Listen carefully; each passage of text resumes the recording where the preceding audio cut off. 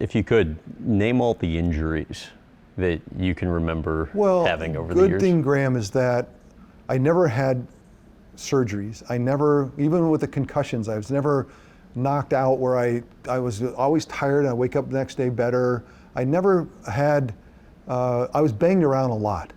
My dad always said, you know, he said, you have thick bones, you're built for a beating, you know. Can you name them though, head to toe? Well, what comes to mind? you're always good. Every week you're banged around. I mean, you're just banged around, and that's why I admired, that's one of the things I most admire about Joe Montana is like he put himself back together and was like, there's no way he's gonna play. Mm-hmm.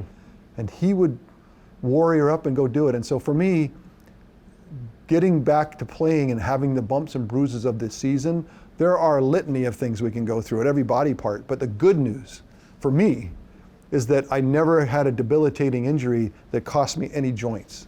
So today I'm here talking to you and I run and I can do anything I want and I have total mobility, and I'm just so grateful because I spent the first 35 years of my life trying to not be mobile and drive my body into submission.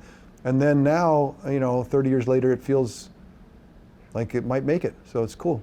How many concussions? Well, I would say when you felt dizzy, I mean, high single digits, you know, where you just, it doesn't feel good. The good news for me, I think, you know, as far as I'm concerned, is I run into people all the time because I'm known for them now. And people will say, Steve, my son was playing basketball, he went up and then fell over someone and hit his head on the hardwood floor. He's been not in school for 6 months. He can't, you know, light hurts his eyes. He sleeps all the time. And I'm like, 6 months? I'm like, oh my gosh, that's terrible. Like, I don't know what to tell you. I would feel dizzy, I would go to sleep and wake up the next day, feel better. Like so I don't know what to say, Graham. I don't know for sure exactly what it all means.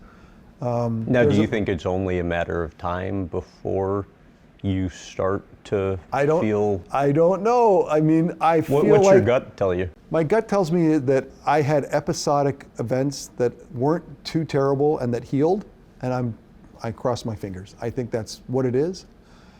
I did not, fortunately for me, I didn't have to be the guy that's in training camp in every game, just pounding their head. The CTE stuff, it's really scary. It's really, I mean, all of us we all assumed the risk to play football. We thought we understood what it was. This part of it, and the brain and the CTE is something we've never understood. And it's scary for anyone who has ever played the game for a long time. How do you view CTE? It feels like the brain doesn't like to be jostled around consistently, and there's a cost to it. It seems like it. And it seems like it's also genetic. Some people seem to be more susceptible to others.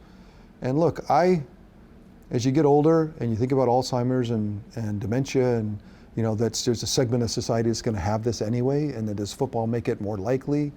I pray that it hasn't, but I got to live it out. And so does everyone else who's played football their whole life.